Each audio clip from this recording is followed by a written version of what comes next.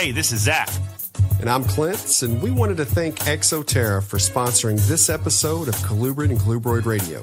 Exoterra is the industry leader in glass terrarium enclosures, and we are a big fan of getting to see the species we work with both at home and at the university. We utilize Exoterra caging here at Metazotics, and in addition to top quality terrariums, Exoterra offers an array of heating options, lighting, supplements, decor, and truthfully anything needed or wanted when keeping reptiles. Thank you, Exoterra, for supporting Colubrid and Colubroid Radio.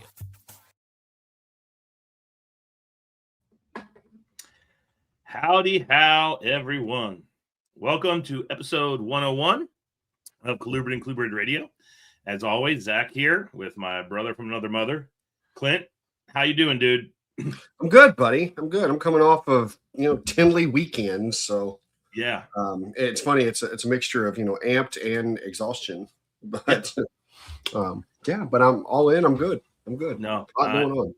I had my annual spring break trip last week, and it was a different type of trip. Normally, it's associated with a class.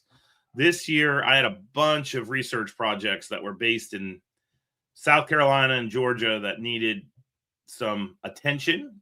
And anybody that's been to South Carolina or Georgia in July and August will understand why we went in March, because I don't like to melt. So I was looking at the schedule. Sticky, huh? Yeah, I don't like that sticky. I absolutely now know I don't like the sticky. I used to think I didn't like heat. Humidity is what it is, because when we went to California and the humidity was gone and it was just warm, that was fine. But anyway, so I took 12 wonderful young people, a bunch of grad students, the lights just went out, a bunch of undergrads, and we worked around Okefenokee Swamp, which is near and dear to my heart. It was a weird week. I'm so used to it being swampy, and they're in a really gnarly drought. So it was actually a little bit mentally exhausting because you have to look for certain conditions, and I just couldn't find those conditions. But we got it done. We got plenty of data. Students learned. Worked on 2 other projects in South Carolina. And for those of you who follow my socials, I found the king snake. I got an Eastern king with the students. And I guess I'll just tell that story real quick because it was kind of a fun thing. So big reason for this trip is now that I have the 2 labs, the crayfish lab and the herpetology lab, normally I have a bunch of crayfish students doing crayfish projects, which is, par for the course, what you think would be happening. But now that I have the herp lab, a lot of the students get paid from the herpetology lab to be the field techs for the crayfish project. So I was like, well, crap, I got to train these herp kids how to be crayfish biologists. So it was really kind of interesting, though, because it was like my brain was all around me because I was, we're doing the crayfish work, love the crayfish work. But the entire time I'm thinking, there could be cottonmouth over there. There could be gopher tortoise over there. Wonder if there's an alligator over there. And it was weird because I'm thinking that. Meanwhile, I look up and I see my herp kids kind of like glance in that direction, doing that. Yeah, we're looking for crayfish with their dip net kind of thing. So we were driving from Georgia to South Carolina, and I told 2 of my herp grad students, they were at Colubrid Fest last year, Alyssa and Paige, that we would do some herping on the way up because we had like a 3-hour drive and we were just going to sit and stare at each other. And so we stopped at an abandoned house, and we flipped some stuff. And I think we found in a knoll. And I was driving. I have no idea where I was. I don't even know if I was in Georgia or South Carolina, to be honest with you. All I know is I was on some state route going about 70 miles an hour down a highway. And I glanced to the left, like all good herpers, saw the abandoned house and saw the piece of tin, as in one piece of tin, and was like, okay, we're stopping. So we flipped around, and I was in my damn Chacos and shorts, which was stupid. I'm saying that was stupid for all the veteran herpers that are like, why the hell did you do that, man? And I flipped up the piece of tin, and that king, he wasn't coiled up. He was sitting there with his head elevated, and it was almost like he was like, hi, how are you? And I completely lost track of all the greenbrier and the brambles and dove into that crap like a freaking blender, caught the snake, let out my war whoop, handed it off to some students, and the rest is history. So we got our Eastern King, and at that point in time, I was like, we're done. Like, we don't need to look for anything else. That was as good to me. Pinnacle, yeah. Yeah, for me, that was what I wanted to find on the trip. So there we go. So we got the trip, we got the snake, let it go, and then we kind of went off and did some other things. We did some herping in South Carolina one night, got some cottonmouths, really weird looking rat snake, which was kind of cool. A ring neck, more frogs than you can shake a stick at. So there you go. Somebody in the chat is asking where my green is. Here's my green. It's on the Gecko book. There's my green. I always have books by me at all points in time. So yeah. And I'm actually Irish too, which is kind of funny. So, all right. That was mine. How was Tinley? Well, Tinley was great. It really was a blast. And I want to point out real quick, because, if I forget, I'll really be a jerk. So St. Patrick's Day always, I always know when that is, and I won't forget it, because today is also Wendy's birthday. So happy birthday, Wendy. Happy birthday, Wendy. And, and Christina's birthday is the 14th. She just had hers. Which means I'm always in Tinley on one of their birthdays. So, I always get in trouble when I come home for that. But yeah, Tinley was absolutely, it was great, because, I went in, if you guys recall, last October, that Tinley, I came back, I said that although, we did great, the attendance was lower for a Tinley, and so I was, and with the way shows have been so far this year, where attendance was really, kicking at all the regional shows, I was wanting to see what was going to happen at Tinley, meaning I wanted to see okay, were we just having a fluke, this last year, and, now everything's hopping, or are things shifting from a national to a regional, kind of piece, and just, so I really was curious on how things would play out, and attendance was popped. I mean, it was, it was back to, Tinley, kind of feel and vibe, and packed aisleways and all that. It was funny because beforehand I was talking to Jason Hood and kind of had this conversation where, I'm just a little curious to see what happens. And in the beginning, it felt off because it opened earlier for VIPs than normal. And I'm pretty sure it did anyway. And it trickled. So in the beginning, it felt like, when I say trickled, I mean, it wasn't a floodgate, and so I'm like, but no, I didn't take any time. And it's funny, we had that conversation. And at one point I looked down at my phone and Hood sent me a picture where all you see is a sea of people, in front of his booth where he can't even step out, kind of like, Clint, and you didn't think it was going to be, but yeah, so that was certainly a really good piece to see. And from a lot of vendors I talked to, we're doing pretty well, and so I'm really, really happy to hear that and see that. We did okay, meaning, we did well. I mean, we did strong, but, with Tinley, I think I'm getting a little skewed with how well we've done at regional shows, and that's a lot less expense than a Tinley trip, Tinley weekend. But I also have to gauge it. We're doing 4 tables at regional shows. We have 1 at Tinley. But I think we're going to get a second one. That's how this is now looking. And I've been fighting for that for years. And so that's fantastic. But so some other things I noticed were there was a lot more colubrids than what I've ever seen at Tinley. Yes. Every show, there's more and more and more. Nice. And I think that's a combination of 2 things. It's one, I think the industry is kind of wising up a little bit and knowing you got to shift, you got to diversify. And at the same time, I know that the promoters, Bob and Brian, are also actively working at getting more diversity in what's out there, as are promoters that I'm seeing at really all shows. I think at this point, everyone knows you got to have more diversity, to keep the interest. So did you see the post that they put up on social media today about Schaumburg's going away and they're going to do a third Tinley? They actually announced that at the auction, which we didn't go to the auction this year. We went, had a good dinner, had, good conversation. We went to dinner with, Saturday night with Matt, the owner of the Tie-Dyed Iguana.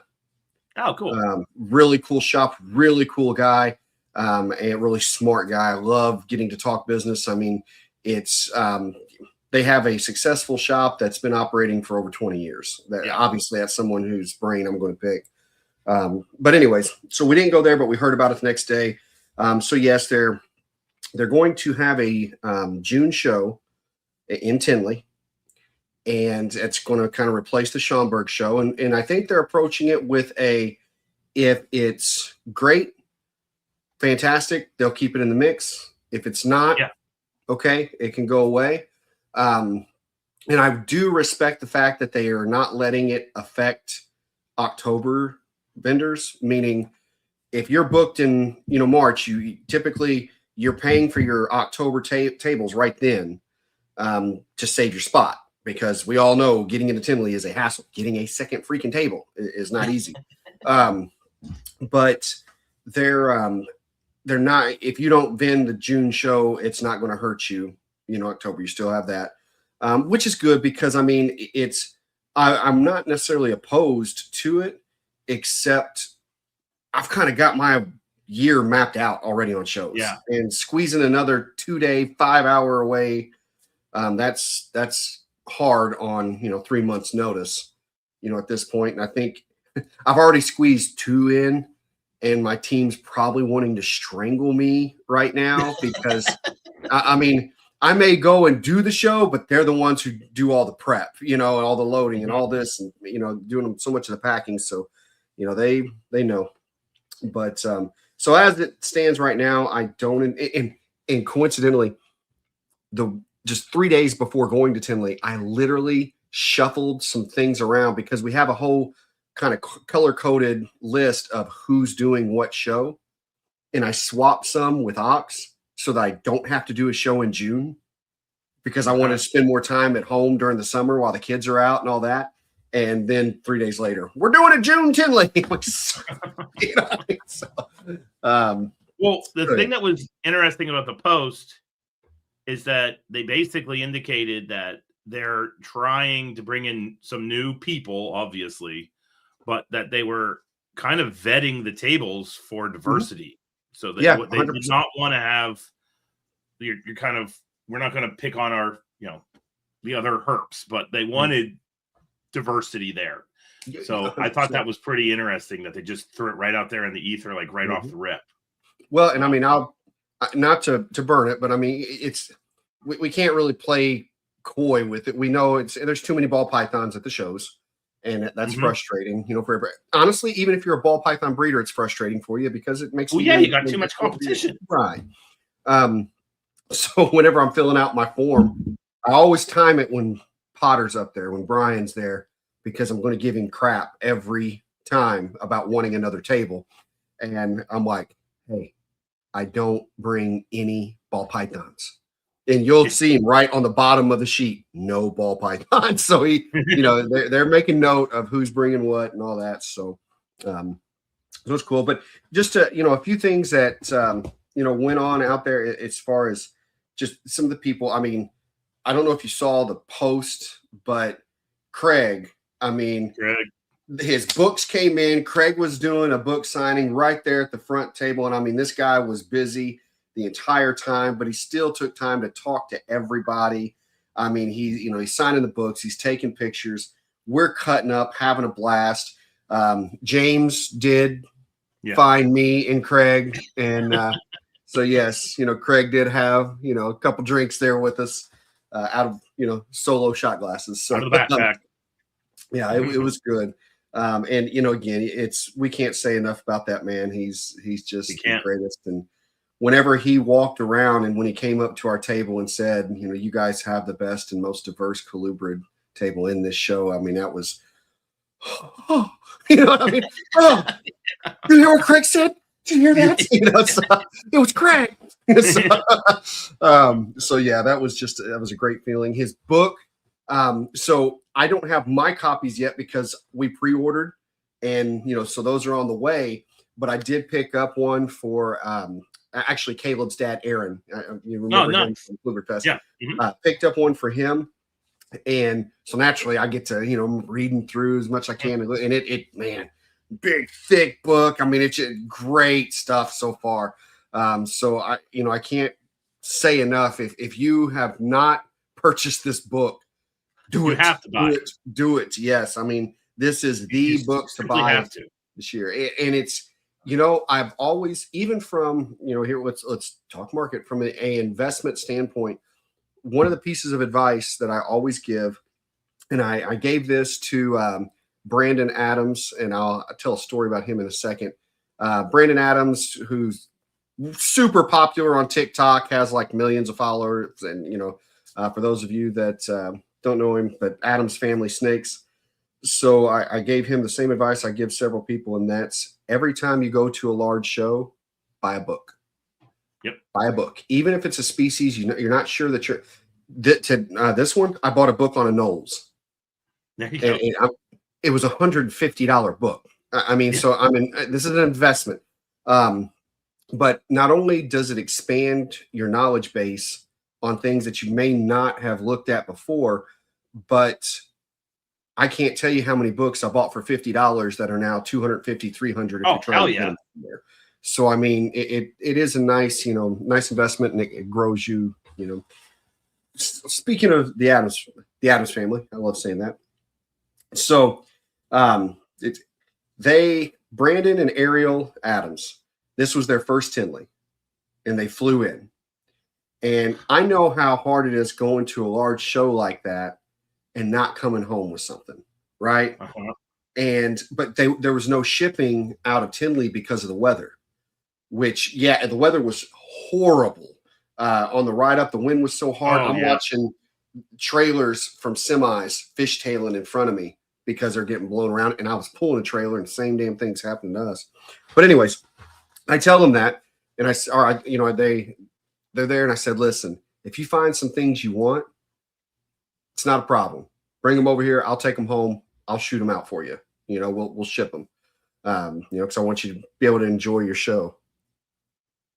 Zac, that woman brought me a dinosaur, an Asian water monitor. Yes, Ariel, talking to you. I see you in the chat. She brought me a freaking dinosaur.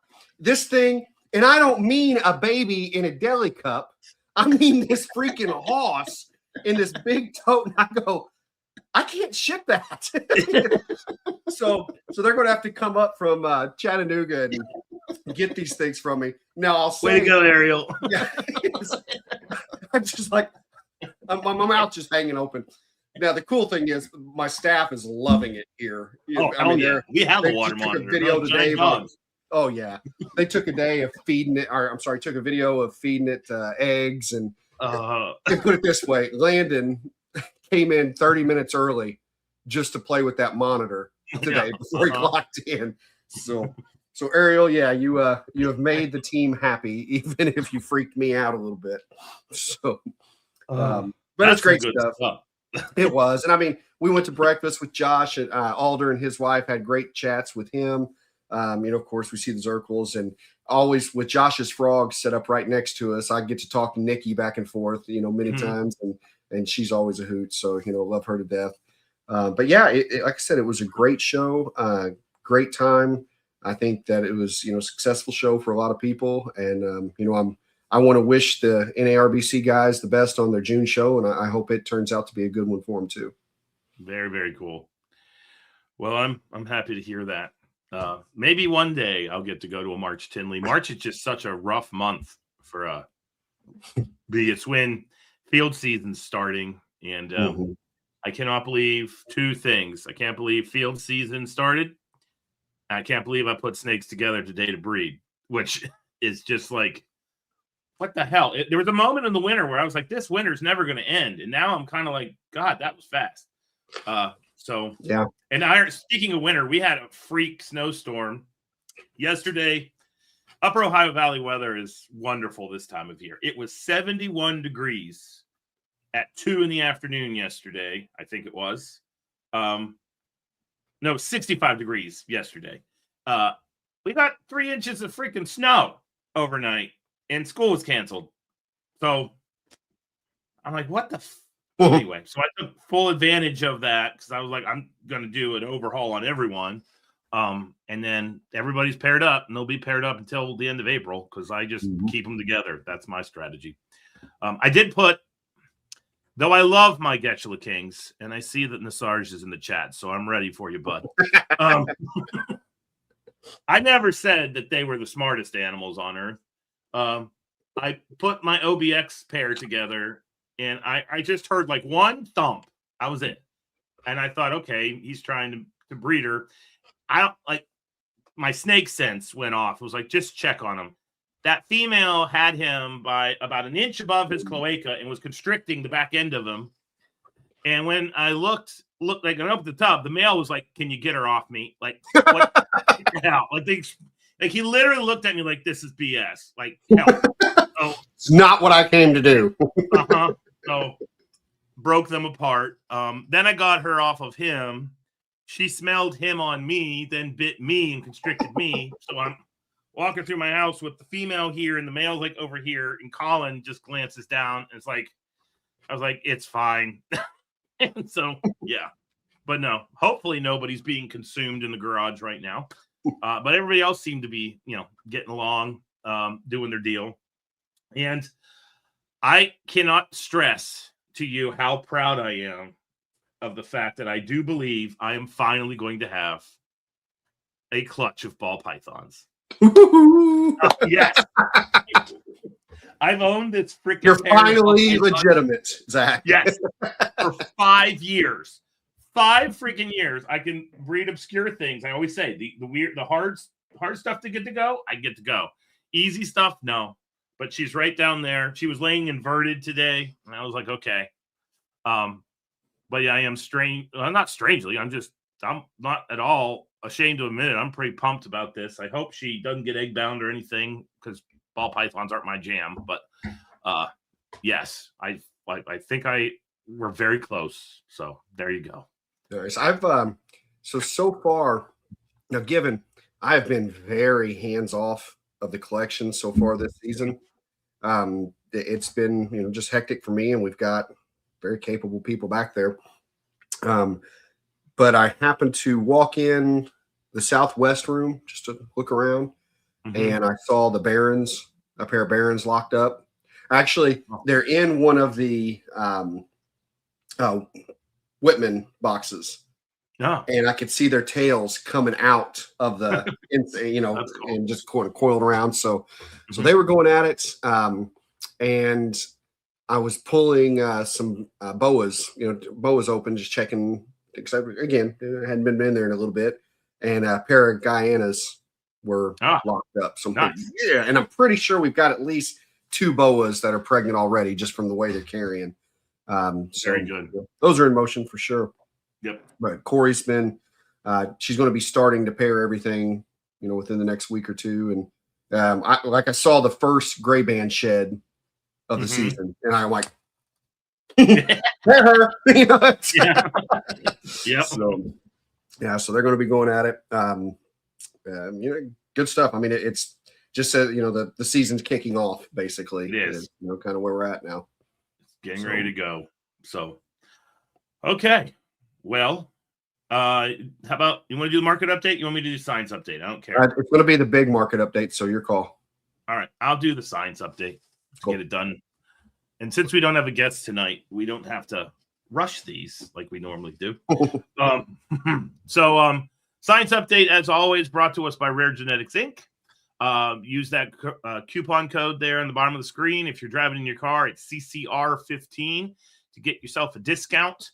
You can send in your sheds, please, to help the science so that we can figure out what SNPs equal what morphs. So that's a pretty big deal. And another thing, sex and snakes. They freaking do a genetics test for snakes. So if you're on the fence, if you had, like I've been dealing with at the university, a bunch of could be a he, might be a she, probings that are 1 or 2 scales too far to be a female, but not deep enough to be a male, just send off your shed skin and they can figure that out for you using genetics. And I can flat out tell you, I'm fairly certain in the next couple weeks, I will be doing that for some of the kings at the school, because I need to know what sex they are. So yeah. Okay. So being that we have the Iowa project funded by the Colubrid Fest auction and the CCR Conservation Corps, we've been digging into data. We're now sending out abstracts to meetings. Students are starting to work up some of the findings that we've had. And one of the things that I keep talking about is how fast these freaking snakes are growing. And so this has now tipped off this whole snake hole, not rabbit hole, snake podcast, dad joke. Anyway, where I am completely infatuated with growth rates in snakes right now. And little funny story, Alyssa, who I mentioned before, I make my students do these things called annotated bibs, where basically every week they have to go out, they get a journal article, 2 journal articles, and then they basically write what equates to a book report, just the science way, on the articles. And I sometimes review them. Most of the time I don't. Full disclosure, because I know they listen to this and they would call me out on it. So it's just busy work is what you're giving them. Mm-hmm. One of those a-holes. Yes. And so I was looking up this.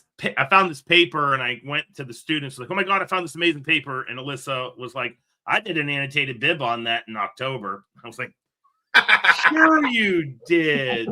You. So anyway. So I had to tell that little story because I thought I was being like the all-knowing professor and totally got my ass humbled. But the title of this this paper is pretty cool. I'll bring it up to the screen right now. There we go. The title is, if you're in your car, Silver Spoons and Snake Body Sizes, Prey Availability Early in Life Influences Long-Term Growth Rates of Free-Ranging Pythons. So Tom Madsen and Richard Shine, a lot of you that are the science side of our podcast know the name Dr. Richard Shine. He's got a lot of books that are coming out.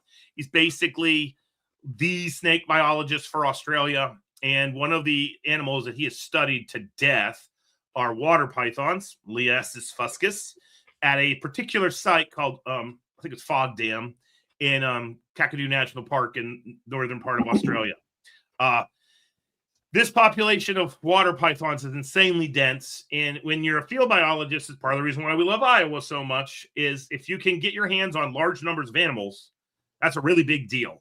Because with snakes in particular, it's just rare to have study sites where you can get large numbers. And in the case of the pythons, for 13 years, they went out, captured pythons, reared python eggs in human care, marked them, released them. And so they knew the size of these snakes when they were born, and then were able to track their growth rates. And so basically what they found, I'm going to cover the 2 highlighted parts of the abstract if you're looking on YouTube. First thing was that python growth rates exhibited considerable variation among individuals.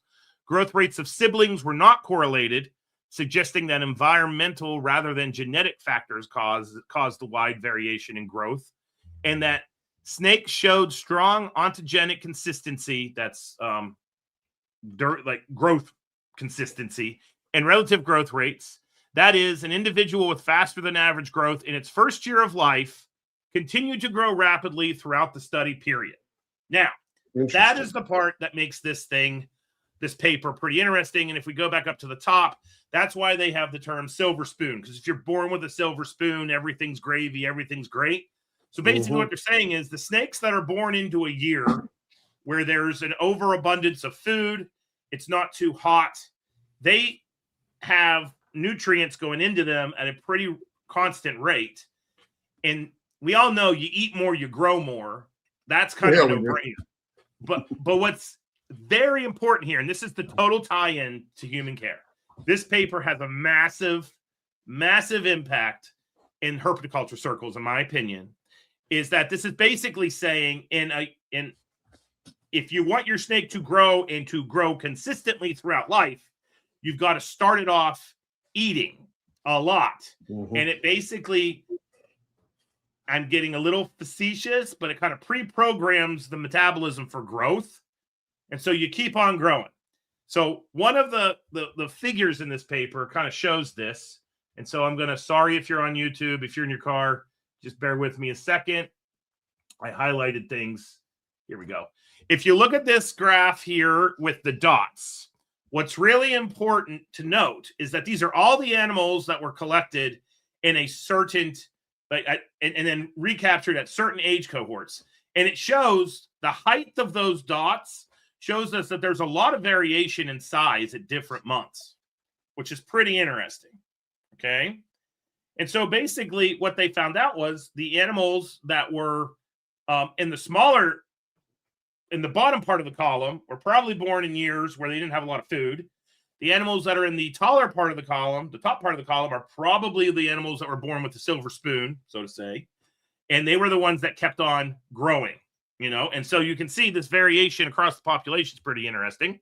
The next thing I wanted to show you all, bear with me. I got another graph highlighted here. Here we go. Is this graph. So this shows number of rats that they caught versus cohort growth rate. And basically what you see is this is a line graph if you're in your car. If you're in the top right portion of the line graph, you were born into a year that had a lot of rats. And you basically grew a lot over the time that they were able to capture you. If you're in the bottom left-hand corner, you were born into a year where they weren't catching many rats, and the kind of overall growth rate is subdued. So, in herpetoculture, I'm going to make this go away. Hold on one second. Oh my God. There we go. In herpetoculture, we have these two approaches to feeding.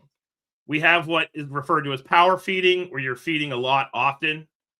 We have what is oftentimes referred to as low and slow, where you basically are feeding, once a week, once every 10 days. For the field data we have kind of shows that the snakes are growing a lot.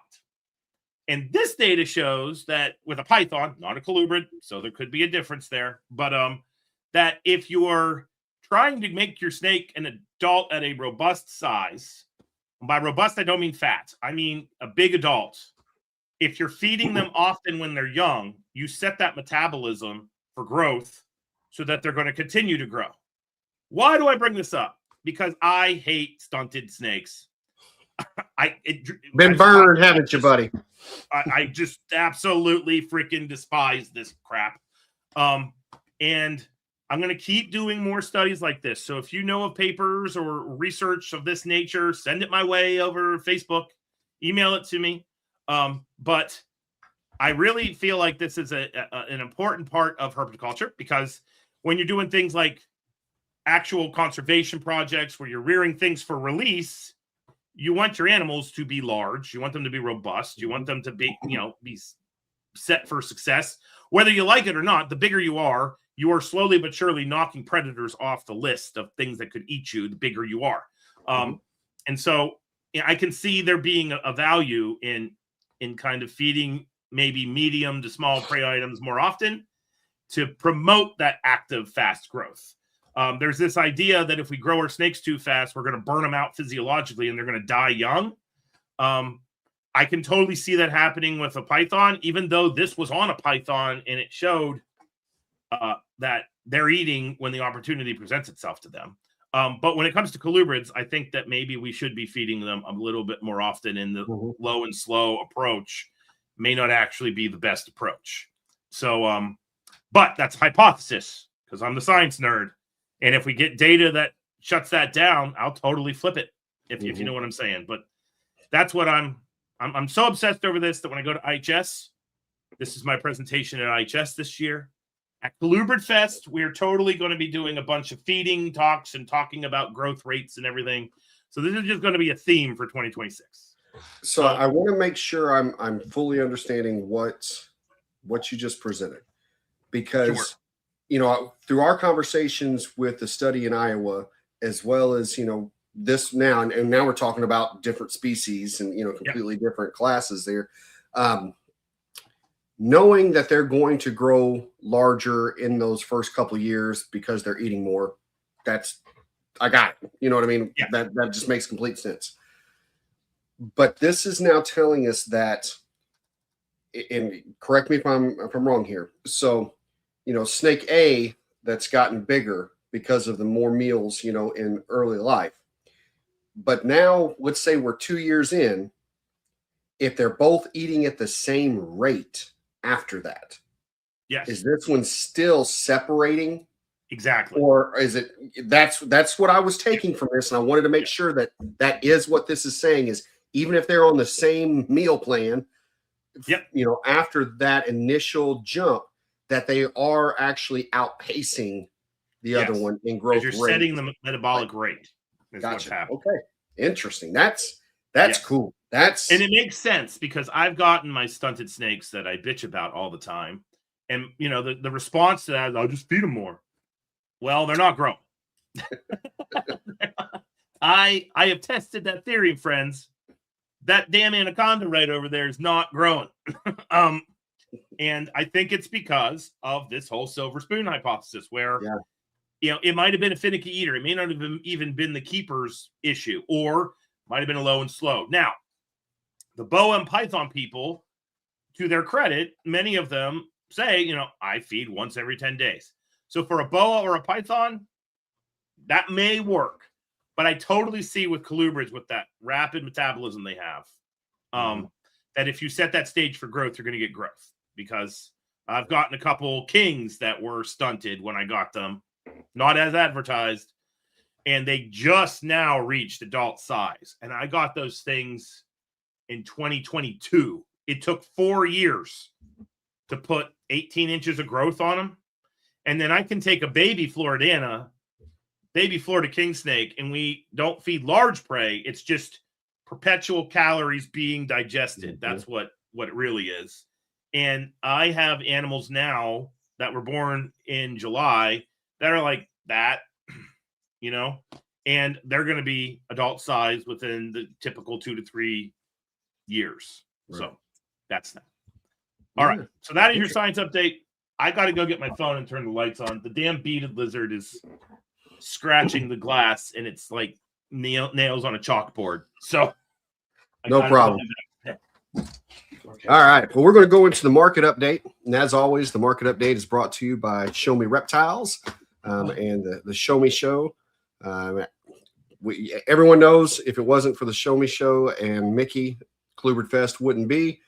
So please, there's a Show Me Show near you, which Show Me is all over the country. Get out, support those that support us. And by us, I mean us in the Colubrid community. As promised on the last show, I do have the data compiled for March, and this is going to be at the beginning of March. These numbers, so they are a couple weeks old at this point. But let's take a look at our trends here. Let me get to there we go. All right. So, well, I'm on the wrong dang page on it. Sorry. It's starting it. It's not a show of ours unless we're screwing something up. You know what I mean? Technologically, yes. So, all right, here we go. Okay, so ball pythons, we continue to watch that trend down. You can see March all the way below 30,000 listed from that peak of about 45,000 listed in January 2 years ago. You unshared your screen. I unshared it? Yeah, we don't see your screen, bud. I did not know that. Let me try this again. Sorry, guys. I would like to point out to everybody that I was able to use technology tonight, and I am normally the one that falls on my face. It's not letting me. There, share my screen. Okay. I had it pulled up and everything, and for some reason it started on the last page. Okay, there we go. Can you see it now? No. What? Yes. There. I did everything right. Okay. So as I said, we see that continued pattern. Just so you know, Corey called you old. Corey, we will have a discussion tomorrow. All right. So And of course, the total follows. But to give you guys some actual numbers, ball pythons, 29,038 listed versus 33,471 last March. We continue to see it move down. Total listings, 43,558 versus 47,101 same time last year.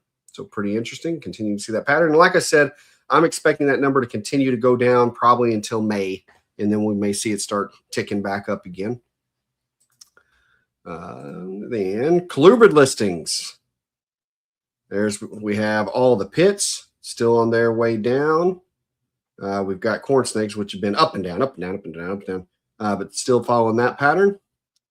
Garters, next to nothing available out there. Hognose follow the same trend as corn snakes, but we're seeing those continue to dip. Now, remember, the January to February dip, we believe, was probably from listings being pulled that were old, but from February to March, that shouldn't be the case. So I think that we are seeing some nice movement on that. And basically, that's going to be sales without, snakes being added, of course, because not yet at that point in the season. House snakes, same as garters, next to none available. King snakes following the trend. Milks, rats, other colubrids. Basically, we're still seeing just about everything dipping down just a little bit, or continuing in that direction. It looks like other colubrids may have popped just a little bit, a little tweak up. And my assumption would be that's going to be imports coming in, because a lot of the imports are going to fit in the other colubrids category, and that's really the only thing where you're seeing more animals available at the moment. Market share. Ball pythons are down to 67% of the market. So they're still making up 2/3, but that's still quite a bit less than the 84% that they started at when we were looking at this. Colubrids have moved to a whopping 20%. 20% market share. That's still, man, that's impressive. Boas at 9%, other pythons at 4%. The colubrid market share, let's see how that breaks out. Still seeing the numbers of hognose holding at 39% right now. So they're still, they're taking quite a bit. Corn snakes at 26%. So, looking at those two together, and you're looking at 65% of the market just on those two species. House snakes and garter snakes they're really not even registering. So it's going to be less than 1%, for those. King snakes are making up 14. Rat snakes are making up 7. That always just floors me, because when you think about the number of rat snake species in comparison to the number of king snake species, you would think that there would be so many more rat snakes, listed and available, but no, kings are still dominating that one. Milks are making up 5. Bulls, pines, gophers, so all pits are making up 6%. And all other colubrids are coming in at 3. To give some, specifics here, from February to March, ball pythons had a 1,743 listing change. They actually gained market share because of how much moved, and everything else. So they went from 66.1 to 66.7. Other pythons actually increased 9 individuals from February to March, which was a 0.3% market share increase. We've got, boas. There were 303 fewer listed in March than February. Their market share pretty much remained flat. It went down 0.1%. And colubrids, there were 955 fewer in March than in February, so 0.8% down. Overall, just shy of 3,000 less in March than February, and an overall market shift down 6.4 points. As far as how many are actually listed right now, we've got 532 pits, and this again, beginning of March. 2,237 corn snakes, 34 garters, 15 house snakes. Those two, I'm just always so surprised at that. Hognose, 3,402.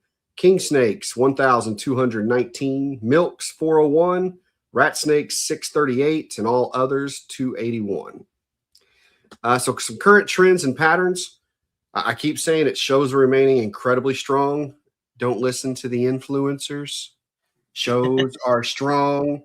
Listen to the people who are actually there. There's tons of people coming in. January and February sales have been strong in multiple industries. Comfort buys. I don't know if I talked about this last episode or not, but as we've had an incredibly strong couple months, especially January, which is again a very, that was an anomaly for sure.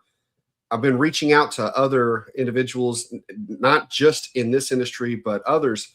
And that was one of the things that was mentioned was with the way that the shape our country's in right now, there's a lot of, a little bit of what's going on. And normally when things like that happen, you see sales slow in different industries. People get scared. People get tight with their money. But Jared Greer made the comment that, and I thought it was a brilliant statement, where the pet industry, to a point, is kind of recession proof, and that's because when people are nervous, are scared, they seek comfort, and that's what reptiles bring us. I mean, they think about during COVID. I mean, it was everyone's best year because everyone just wanted to feel normal in some way, and getting new snakes felt normal. So, perhaps that's what it is it's comfort buys.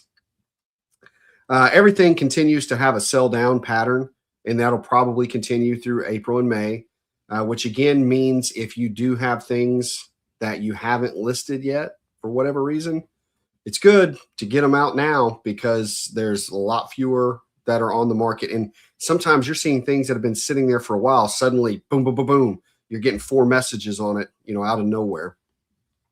Tax season is definitely upon us. I tell that not necessarily from animal sales, but whenever I start seeing habitats flying out the door, because that's usually a bigger item purchase, and people are doing that when tax checks come in. So that's happening. That season is definitely here. That pricing increase has hit. You guys remember me talking even before January that we would experience a pricing increase from our vendors, from really every large company within the in the industry, and it's not their fault. They've been fighting it as long as they could, but when it comes to tariffs and everything that's happening, because even if you're manufacturing things here, most of your materials still come from overseas. Not everything can come, homegrown. So it's hitting us. I mean, it is here. I've seen the prices on all the wholesale pricing increase with basically every large company that I deal with, and that's going to trickle down to every one of us. So be prepared for that. 30-60 day advice. Order, show, and shipping supplies now. Told you that before. That's anything that you need to be successful in this time. Get it early. Be prepared so that you can handle things, in a streamlined manner. Let's see. I said February will kick off tax spending, and it did, and that's going to run through April. Do all you can now to be ahead of your breeding and hatchling season. So most of us have already got our animals out. And if you've got a lot, sit down, make your plans, have it ready so that you have it documented. But also, are you ready for hatchling season? Meaning most of us have more animals breeding every year than we did the year before because we hold animals back, we get new ones. And so until we just reach our point where we cannot house any more adults, you tend to continue to produce more than you did the year before. And that can sneak up on you. Suddenly, this rack doesn't hold everything I'm hatching. So have a plan, be ready for it. You kind of want to look at it as if everything that we're trying to breed actually produced the average number of eggs and they all hatched. Could we handle that? So make sure you have all your supplies ready. Book your travel for Colubrid Fest. Reminder. I mentioned before, enjoy the strong January, but don't bet on it. Meaning this is more for long-term. I've said it before, don't let yourself get too hot or too cold. And so with the way that this first quarter has been running, it's great. Enjoy it. Capitalize on it. I've said to my team over and over again, we have been really busting butt with shows, and it's been hectic. And I said, we're striking right now because, the fire's hot, the iron's hot. You got to hit that iron right now because we may not see that in a few months. It may slow down. So capitalize while it's rolling. Again, make this your season to diversify. As I said, that's what we're starting to see at the shows. And that's what has made, I can speak for Metazotics specifically, that's what continues to make us successful at the shows is the diversity that we bring. Because you never know what's going to be popular, this or that. Stay with what you like and enjoy. Don't go get something just because you think it's going to be a hot thing. That's not what I'm telling you at all. But if there are 12 different species in a wheelhouse that you like, you're only working with one, perhaps grab another 3, of different species, because, it's going to help you if you do want to actually have, financial gain while enjoying doing what you're doing. And that, I believe, is all I have for the market update. Ta-da. Nice. Okay. All right, so I guess it's time for us to move into the Q&A section, right? True that. All right, so the Q&A section is going to be brought to you by ReptiChip. As you all know, Jack and I both use ReptiChip products. We use it here at Metazotics for our boas, for our balls, and some Asians. I mean, really anything that we want humidity. Zach loves to incubate with it, does a good job there. We also use it in our nest boxes and the Whitman boxes. We love the Repti Earth is what we utilize for that. So please check out ReptiChip. Give them some support as they support us. So, okay, do you want to explain what this episode is going to be? Sure. So we're repeating a format that we've done in the past that people seem to respond well to. So we put out a post on our socials for questions. I'm pretty sure Max reached out in the Discord chat for questions. You talked to our Patreon followers for questions. And so basically what's going to happen tonight is Max has picked around 8 to 9 questions. I don't know how many we'll be able to get through ultimately, but he's just going to fire questions randomly across the bottom of the screen.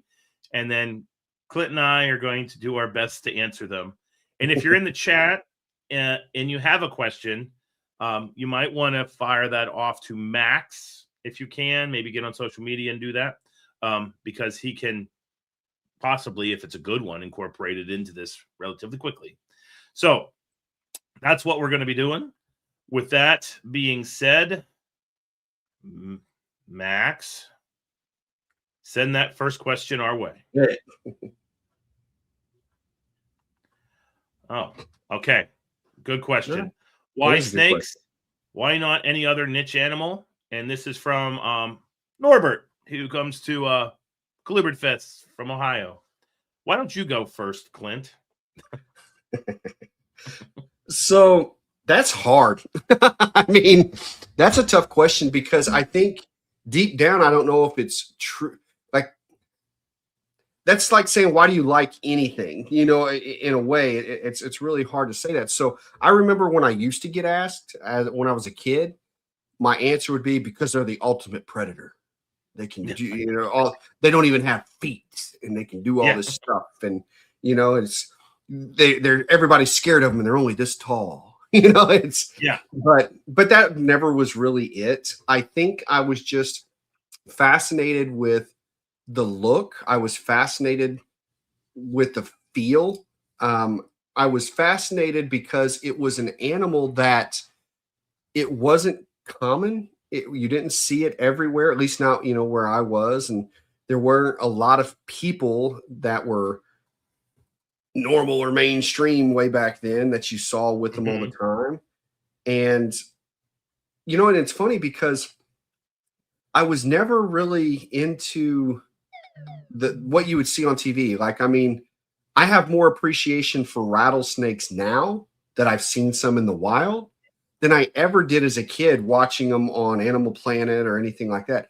I never had any aspirations to, be around a cobra and crocodiles and alligators didn't really interest me until I've actually now seen some, in in person, it was always the Kluberts. I mean, I always wanted there to be a show on Animal Planet that showed yellow rat snakes or mountain king snakes, or and stuff that, I mean, because I thought those were fascinating. So I don't know if it just says something about our personality, that me as a person, that I just liked them because they were different and so unique. And so that's a tough one. I don't know if I even answered the question, but that's about the best I can give. So I can say that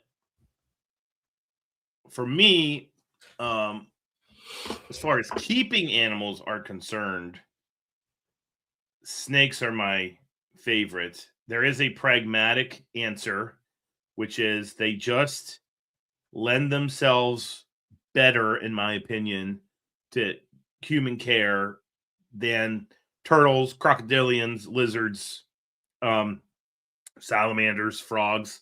The fact that most of them, once they reach adulthood, only need to eat once a week. They don't, even colubrids, which among snake people, we always say they defecate all the time. But compared to like a dog, my dog craps twice a day. And that changes my behavior to get him outside.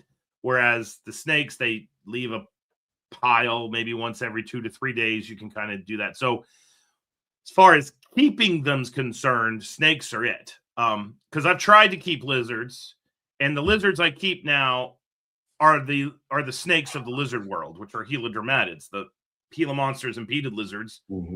They're essentially snakes with legs. Like they have the same feeding rate, they have the same defecation rate. I'm literally keeping them in the stacks over here with a snake above them, a snake below them. So that's it for me. I love all things.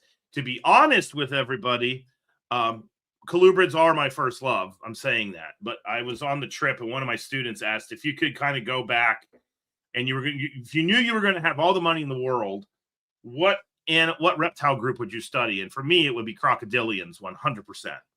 I become a complete and total blithering idiot in the presence of an alligator or a crocodile. And if it's one that I can grab and not lose a hand, I'm doing it. Like that's going to happen. So for me, it's more of a pragmatic answer, because they lend, of all the reptiles and amphibians, I feel like they're the ones that lend themselves to captivity the most. That being said, that's not why I keep snakes. For me, with snakes, I've always been infatuated. Everybody knows this, with creepy crawly animals, the kind of animals that people don't normally like. And I do think this is a different answer for people that were teenagers in the 90s versus teenagers now. That's fair. Because when I was in high school, kids, me liking snakes in Marshall County, West Virginia, made me a target. They in the 80s, they would have movies where they would show the nerds, and there was always a nerd that was holding a chameleon and had like a ball python around their neck.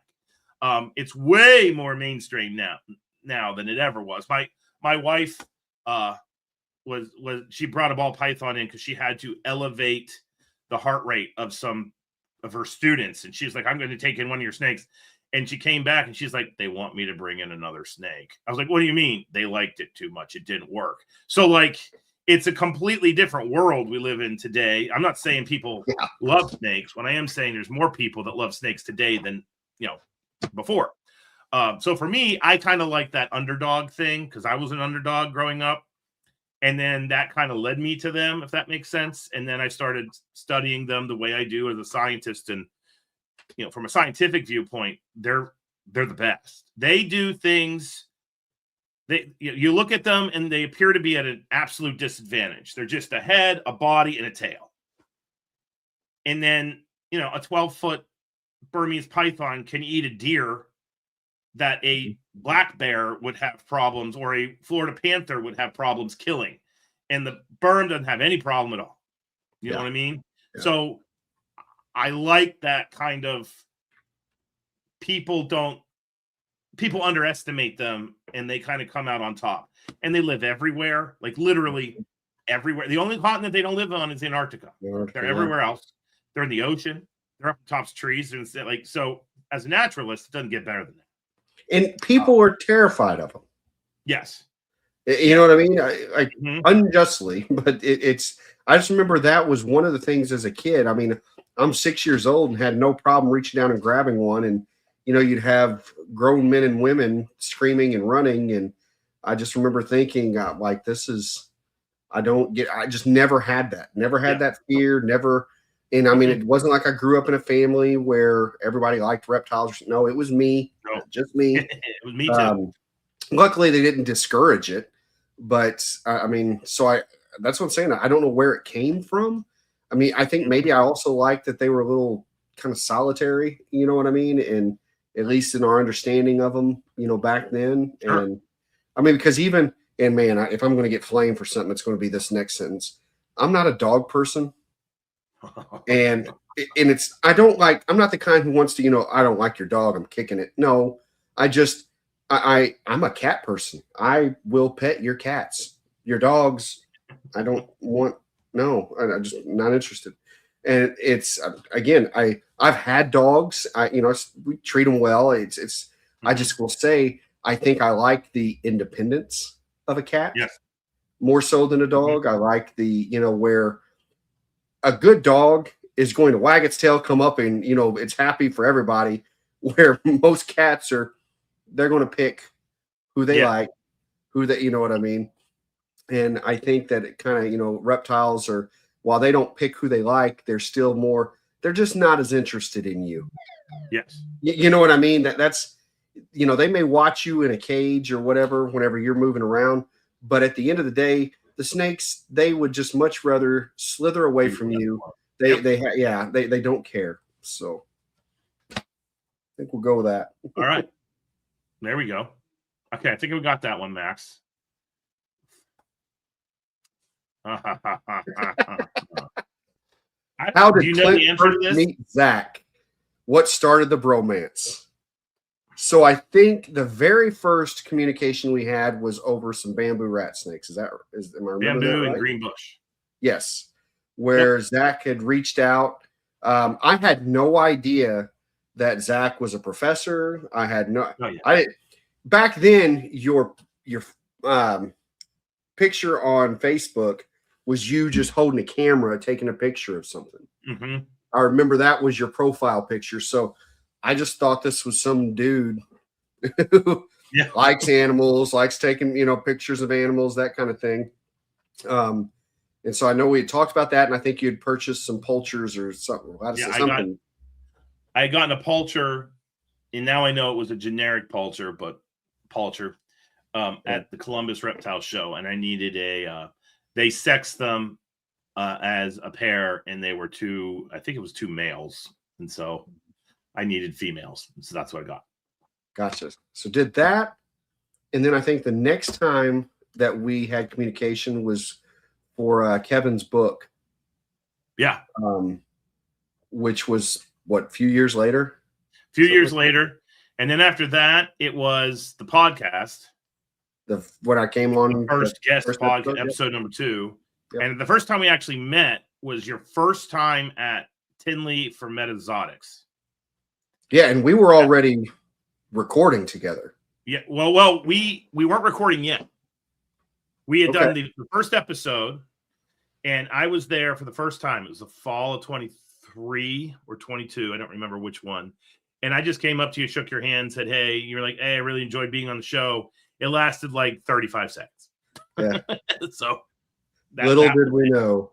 No, we did not know. And it's, you know, it's funny because, and it has, guys, I'm going to tell you, the two of us, this is not for show. We really do get along this well. Mm-hmm. I mean, it's one where, as busy as we are, if our phone rings and we can answer it, you know, seeing it's the other, we do, because it's one, we know there's a reason for the call, but two, we'll go on tangents and just, I mean, we love catching up. I mean, we've only been in the same room a handful of times, you know, in the grand scheme of things.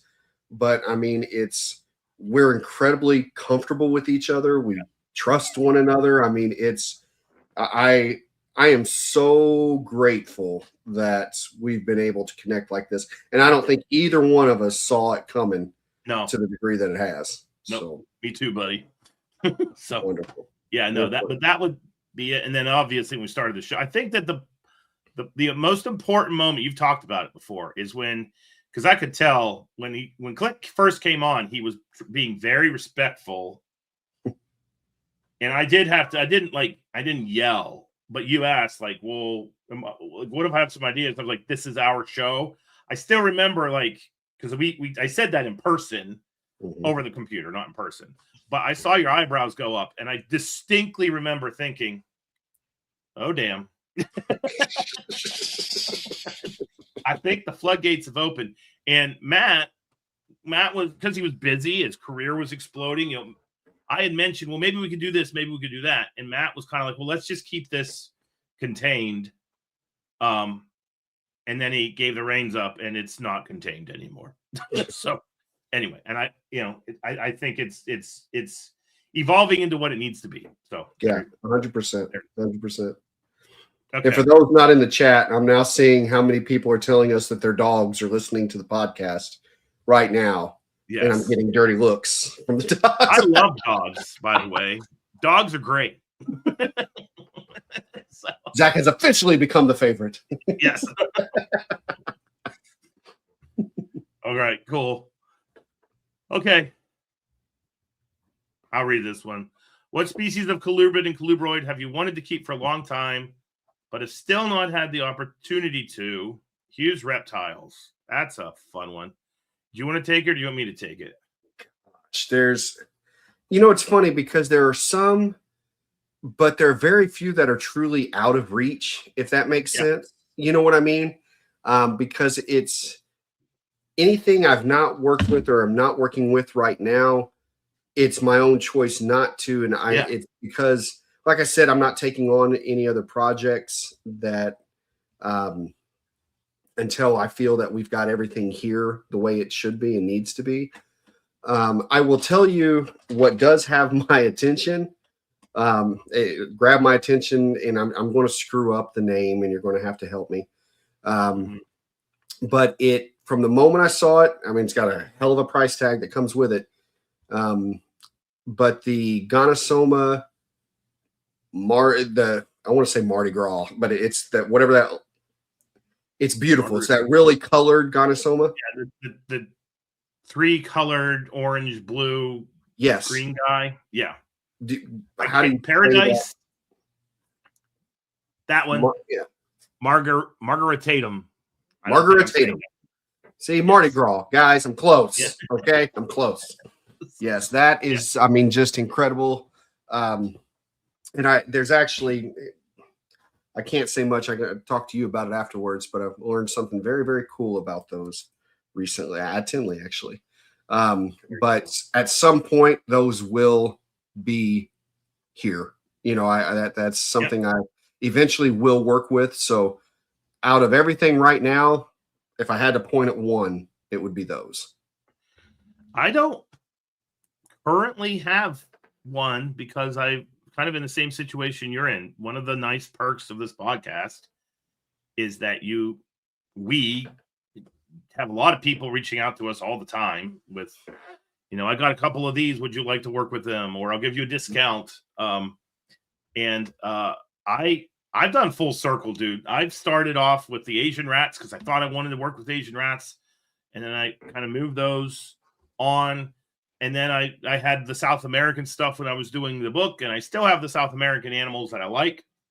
There are a handful of those. I'll circle back to those. Then I kind of moved those on, and now I've just kind of come back to the basic North American rodent-eating colubrids are my jam.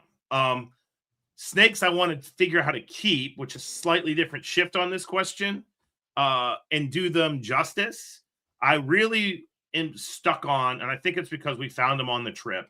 I would like to keep some of the larger Nerodia in like large naturalistic enclosures. So plain belly water snakes are something that I've always loved.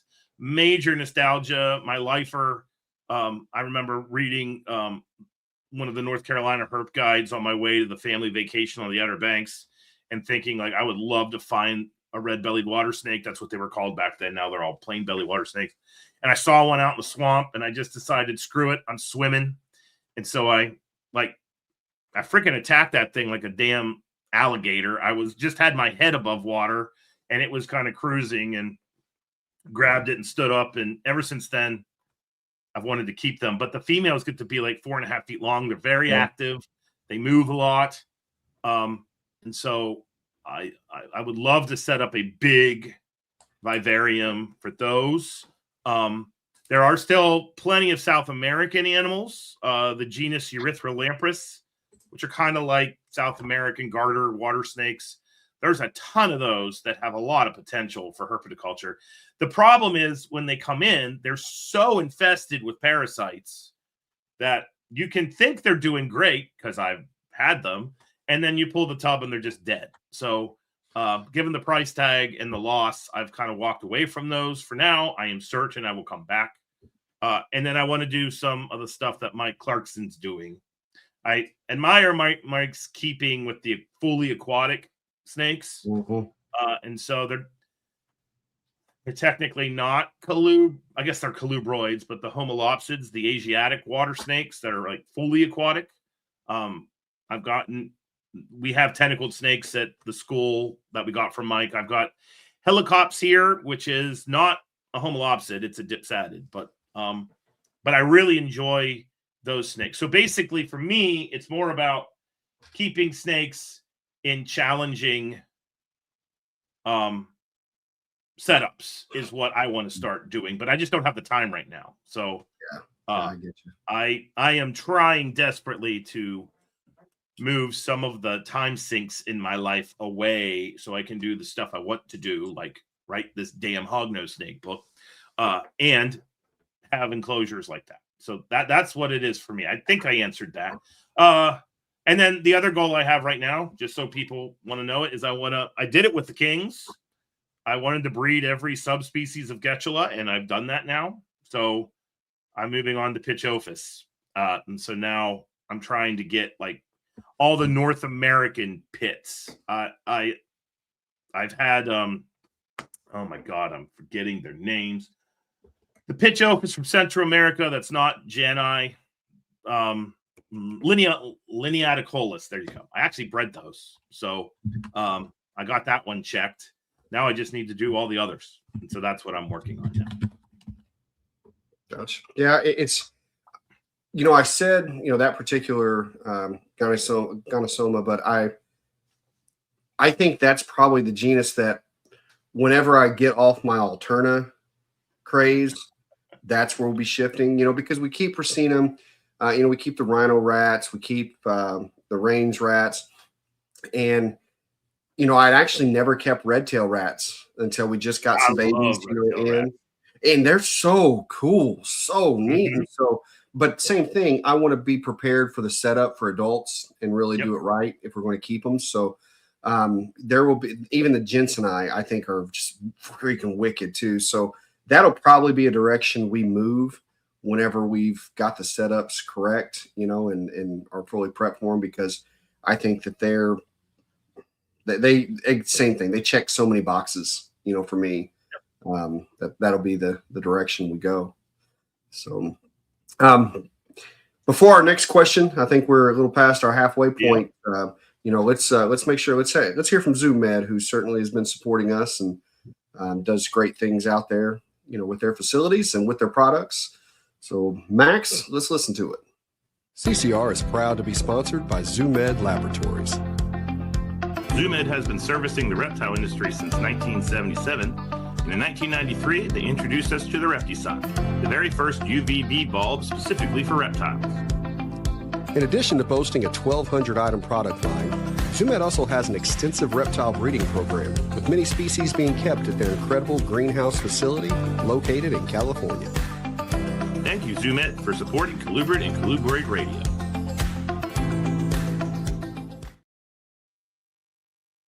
Fantastic. Boom. Thank you much, ZoomEd, as well as Exoterra. I got to see big displays set up from both of those companies out at Tinley. We got to talk to a lot of our friends that work there, and it's impressive to see some of the stuff that they're putting together and rolling out with. Very cool. All right, Max, hit us with the next one. How do you each see AI affecting herps in your respective fields? Holy hell. Was not expecting this. Yeah, that's a nice curve. All right. I can do science. Go for it. Give me Start there, yeah. Yep. I'm not, how do I say this?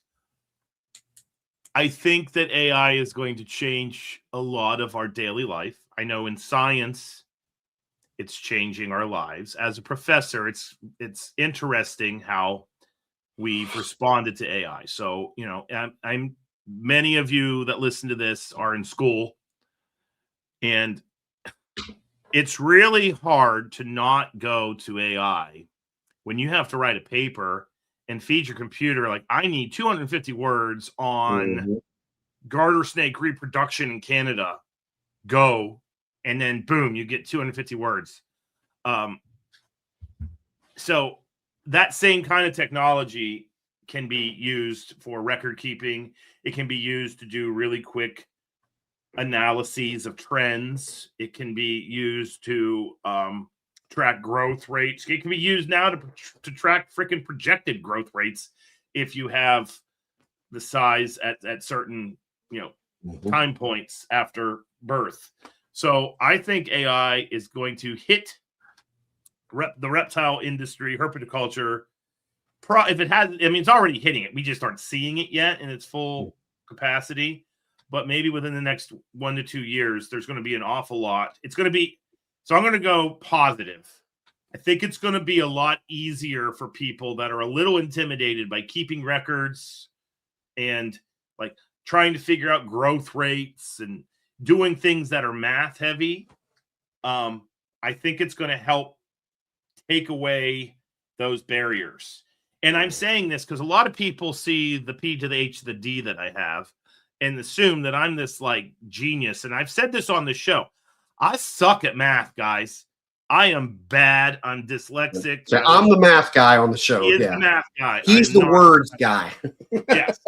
And I was using some AI tools to do some data analysis and was like, where the blank were you in the late 90s when I was in college and had to use a damn calculator to do this crap? So that's a positive. Where we might get into a little bit of trouble, but it could also be a positive. And I got to be a little careful here. I'm not promoting using AI to write for you. But if you're willing to like take a stab at writing something, AI could potentially help you clean it up. So like I could see this being a helpful tool for things like herpetoculture newsletters or magazines or things like that to kind of help people that have the knowledge in their head, but they may not be the best writer.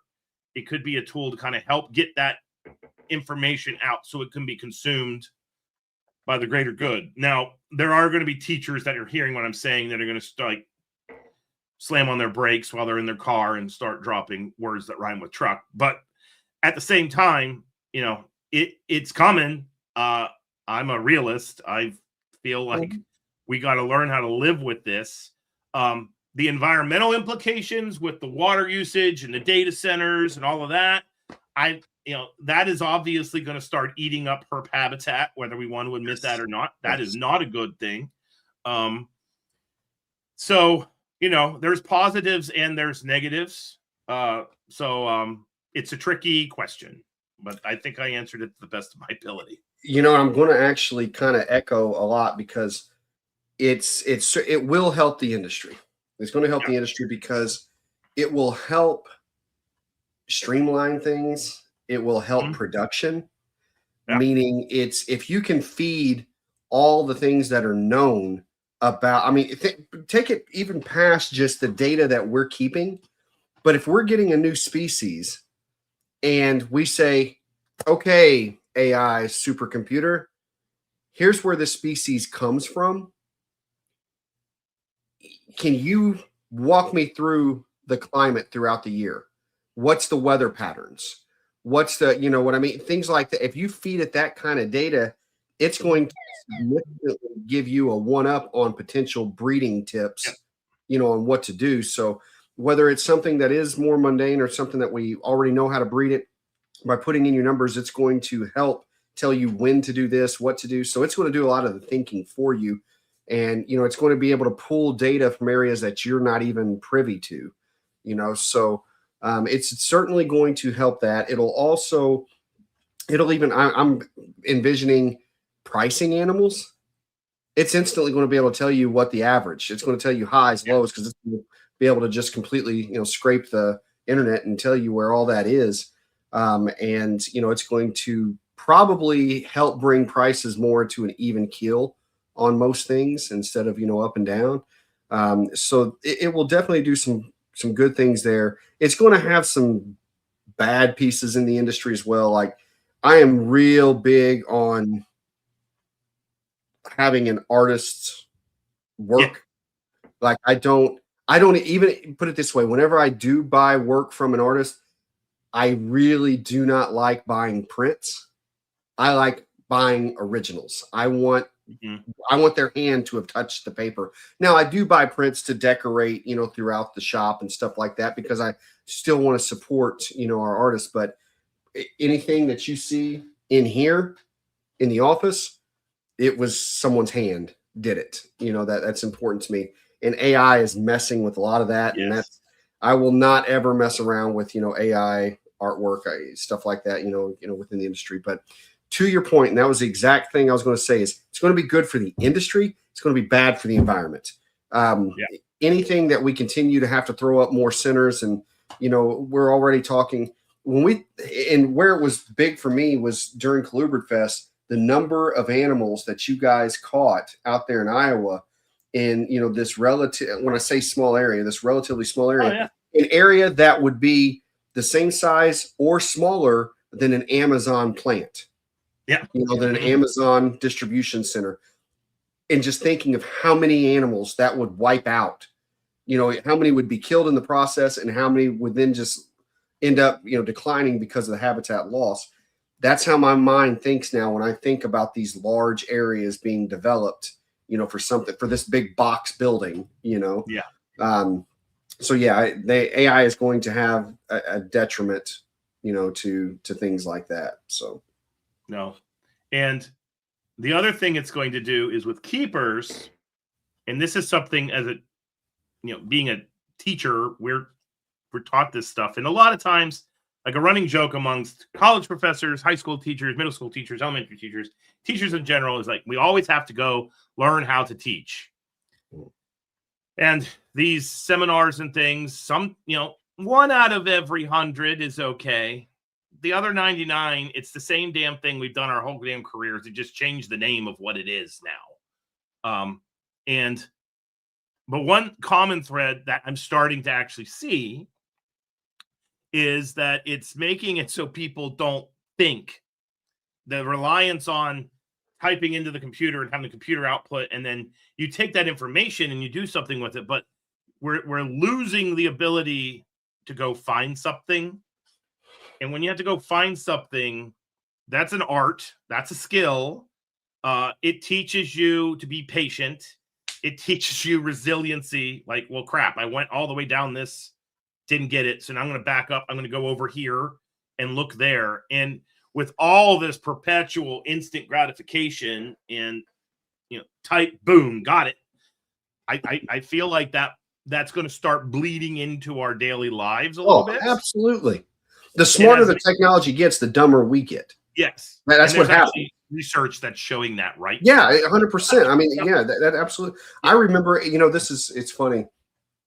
This was years ago when I kind of started looking at, okay, if the world went to poo, what skills do I have? You know, what would I, now hunting, field dressing deers, processing meat, all that. Got it. Can do that. But I remember, hey, what about soap? You know, I want to make soap. So I wanted to learn how to make soap. And then the problem was it was okay. Well, you get your lime, you get, you can go buy all this stuff and you can make homemade soap. People do it and it's fantastic. But it's okay. But where does that come from? Yeah. And I remember, so that's when I learned that like lime is made from ash. And you know what I mean? And because it was like, okay, if all the stores disappeared, I couldn't just go buy, how would you make that? And so that's where I feel that we get so far away. And I mean, that's more of an extreme example of, really taking it from, the raw materials to get this end product that we have. And we just take, for granted, now as a society, but it's the same kind of thing is we get so pampered that we lose the ability. It's okay to enjoy the pampering as long as you don't lose the knowledge of how to get that if you had to. Well, we used to use, we haven't done it much lately, but a year or two ago, we were always talking about nuance. Yeah. And one of the things that I'm starting to see, even with the college kids we have right now, my seniors and juniors, they have that nuance. They can look at a situation and they can kind of go through the mental Rolodex with an animal and be like, all right, well, it's sitting like this. It normally sits over here. That's weird. Why is it weird? Well, it could be doing this because the heat tape's too hot in the rack and it's up against the front. I'm not seeing that way of thinking with my students anymore, and it's scaring the hell out of me. Like, so that nuance piece, when a machine's not doing that for you and you have to actually engage and pick up the little subtleties of animal keeping, I worry that if we, the reliance on computers, social media, AI, whatever the hell you want to call it, in your daily life, when you kick it over and now you're working with a living thing and you're expecting to get that same level of response, the snake's not AI, dude. It's just going to, And so, but our brains are getting like rewired to think and to be reliant on the machine to do, the heavy lifting. So that's what I worry about as far as herpetoculture is concerned. Is it going to lead to advantages that we will have with new products? Hell yeah. Is it going to make it so that our brains don't work the way they were, which might have been a little bit better for dealing with living things? Probably. And I think that's going to be a generational response. If you're, one of the things that I hear a lot of people doing, and I have done it on occasion, is, people start Gen Z. Well, let's take a step back, peeps. They were raised in a completely different technological world than we were. And you can see the response in the way they think. And a lot of times they get a lot of crap, but in other ways, they're better than the older people because they aren't like, you can be raised in a small town, but with the comfort of the internet, you have exposure to the whole freaking world now. And that's another thing I see in my students is they're much more worldly. Even if they came from a holler in West Virginia, you can kind of get out and that, take this full circle, that's what leads to my wife going to a school in West Virginia where I went to that school, and a good snake was a dead snake was the way everybody thought, and now her students are beating the door down for her to bring in another snake. Yeah. Because even though mom and dad are telling them that's bad, they can kind of see, well, it isn't really bad. You see? And so that's another thing that kind of helps us. So this is a crazy question. I could talk about this for the next hour. Absolutely. I mean, it's, I will share one thing. I think that, when we talk about like generational differences, it's first real quick, Gen Z, one thing I want to acknowledge is you guys have had to deal with a lot of crap. You really have. I mean, if you think about all the things that have happened in society during their lifetime, you know what I mean? And the changes and, freaking, even trying to buy a house now, that compared to 30 years ago, it's just night and day, it just, So you guys have a lot stacked against you. I get it. But talking about like kind of the way the differences in thinking, it's going to be environmental to a way as well. And I'll tell you, I'll give a big shout out to Ox. I mean, again, you're talking about a 19-year-old guy here, and on more than one occasion, he has he's seen a problem coming, and just negated it. Where like something I screwed up, I sent him something for a train. I sent him a wrong transfer order, and it was one that I'd sent previously. Like I'd saved it and I, sent the wrong thing. And instead of him just printing that off and going and pull what's on it, he recognized it. And he does transfer orders all the time, but he recognized he had pulled this stuff before, went back, checked the computer, found the right one. And I caught it and I was like, oh crap, I sent him the wrong one. So I called him, hey, just to let you know, I sent you the wrong transfer order. And he goes, oh, I know, I figured that out. And I went and printed the right one. And my response, that's why you're in the role that you're in. Yeah. Because, it's that kind of thing. Wendy had told me about they were putting animals away. And as he's walking through quarantine, he looks over, we got a mandarin rat snake that we'd gotten in that was still back in quarantine. And it was up against the front of the cage. And he goes, that snake's hot. Goes over, temp guns it, sees that, needs to come down. But that's what I'm talking about. And why do I think that Ox is like that? He grew up on a farm. Oh, yeah. He's been doing that kind of. And so you're trained, you know what I mean? He's been doing this kind of, where you think. You don't just get the answers fed to you. You have to problem solve as things are happening. And, it's developed him into having that as a habit, I feel like every young person needs to spend 6 months to a year before they leave high school on a damn farm.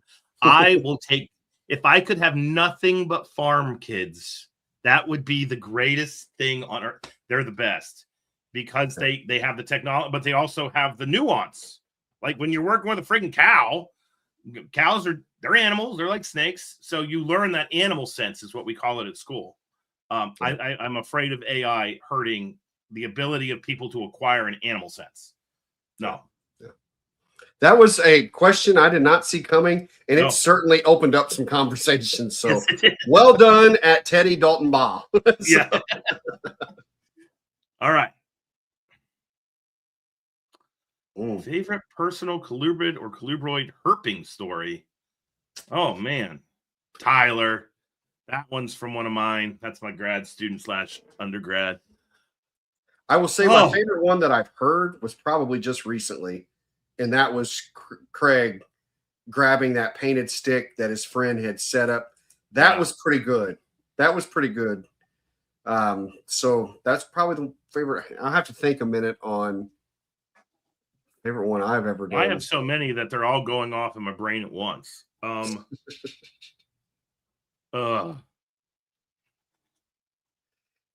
Gosh, man, this is when I need a little bit of warm up and preparation for. Yeah, absolutely. I can tell you some that stand out that meant something to me. Two, and I think I probably shared both of these. One, when you and I flipped that Pituophis together, that was really cool. You know what I mean? Because it was a cool snake. We wanted to find a Pituophis. The fact both of us did so hard. In fact, we found that one together and we called it. There's going to be a Pituophis under that board. You called it, and sure enough, bam, grab it. So, I think that was really cool. The whole trip was great, but I think that was a really cool find for us. And I remember one that was it made me chuckle was when I was at David Levinson's place, and, he flips a board, and I'm standing in a full suit, and he gave me a pair of muck boots to put on to go do this. And he, we see this gorgeous copperhead, then pulls another board and tons of ringneck snakes and all this. And he's telling me the snakes that are there. And he says, and one of them that he listed were speckled kings. And I said, I have never seen a speckled king in the wild. And I really wanted to, because locally, the Eastern Black Kings are the pinnacle for me, here. That's my favorite snake to find locally. And so they're, similar enough, but it's still different. And so that was going to be probably the coolest find that we could do. And he had just said it. And I go, I've never seen one in the wild. And he picks up the board as I'm saying it. Boom, speckled king snake laying right there. And I'm like, so those are probably some of my favorites right there. I can't think of a flipping colubrid or colubroid. I have a fun herping story with a copperhead, and I just let the cat out of the bag with it.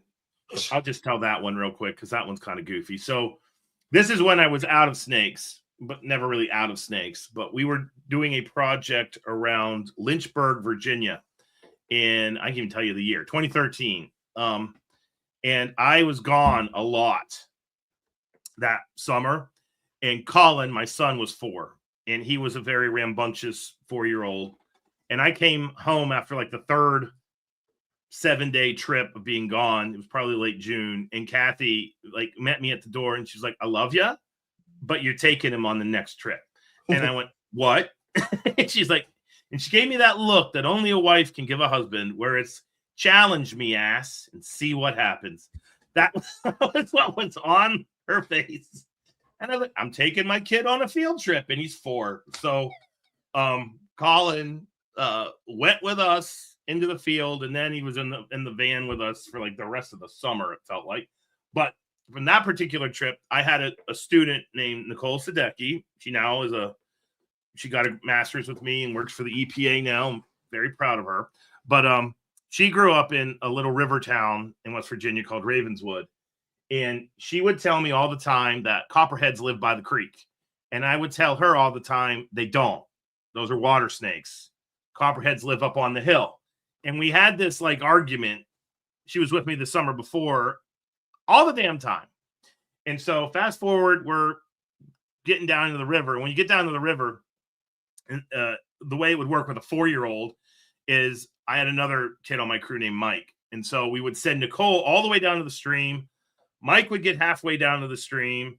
I would then like kind of hop down the hill, and then I'd be like, jump. And then Colin would jump, and I would hope I only missed him once. He's alive.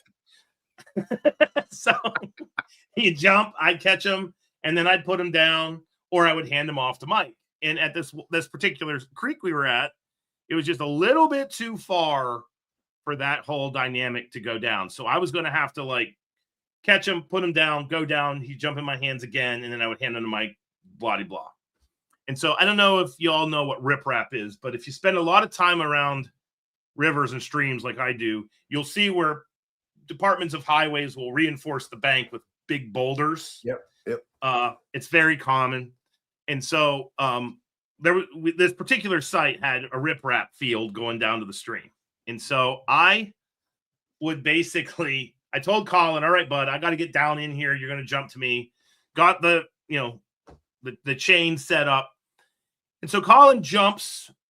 I think nothing of it, put him down. And then I'm starting to fiddle around to get down so he can jump into my hands again. And then I looked at him, and Colin is never holding still when he is 4. And this kid is like statued looking at his feet. And I was like, I don't understand what's going on. So I looked down. He's got his little blue Crocs on, no socks, just Crocs. And then it materialized in my brain, the biggest, longest copperhead I've ever seen in my life was tongue flicking the tip of his Croc. And I apparently yelled like, holy word, I can't say on our podcast. And I don't know if you've ever seen the videotapes or the YouTube videos of dad saves where dads do these things that like defy. Mm-hmm. Well, I was like standing on one foot on a boulder that was shifting, and I just reached out and grabbed Colin and flipped him around and pulled him into my chest. And I didn't fall over. And the 2 students are like, what the hell's going on? Well, as soon as Colin's safe, the dynamic shifts completely. Because now it's like, oh my God, that's the coolest snake I've ever seen. Yeah. And I completely forget that I have Colin in my hands. And I damn near killed him because I had him pushed into my chest so hard he was smothering. And so then he starts like hitting me on the side of the head. And I was like, oh yeah, you need to breathe. So then I let him breathe, and I handed him to Mike, and we caught the snake. But Nicole gave me so much crap for the rest of the summer. She's like, remember what I told you about those copperheads? They like the creek. I was like, shut up. So what was going on is it was a rookery. So there were 3 more that we saw. And this was just one of those magical places where they could gestate their young because they're live bearers. But we got pictures with the snakes. We let them go. But that one stands out for me. Because if he would have gotten bit, the only way he would have gotten bit is if he would have stepped on the snake. That's the one thing. He was just staring at it, but no. It's those who don't know snakes like to think copperheads are these evil things, and they're actually a very docile species. I mean, until you mess with them. Yeah, you mess with them, they'll take a shot, but otherwise, I mean, they just kind of want to go on their way. But that was definitely, that's one that just stands out in memory. And I got a bunch of others, but they're not really the best story. Like I remember my first water snake when I was little. My first snake ever was a garter snake in my grandparents' field where they had a pony, the freaking meanest pony on earth. But I would go down there and run away from the damn pony, and I found a rock, flipped it, and there was my first snake I ever found. But that particular story, I don't know why tonight, but that's the one that's sitting at the top of my brain. So there we go. Right on. All right. Fire away, Max. I'll take this one. Okay. Hi, Lisa. Do you think agriculture could control rodent problems by encouraging snakes around the fields, or will they have to continue to use poisons? I definitely think that the presence of snakes helps with rodent control. Obviously, if they're rodent-eating snakes. And at a local level, I can tell you that well, that's actually a good story. This can kind of link the last two together. I was in a barn in Wetzel County, West Virginia, when I was in college, and same thing as the spring break trip, driving around, saw 10, got out, looked around, I always knock on doors. I've done that since I was in high school. There wasn't a door to knock on. So I was like, okay, I'll just walk around the barn, get out of there.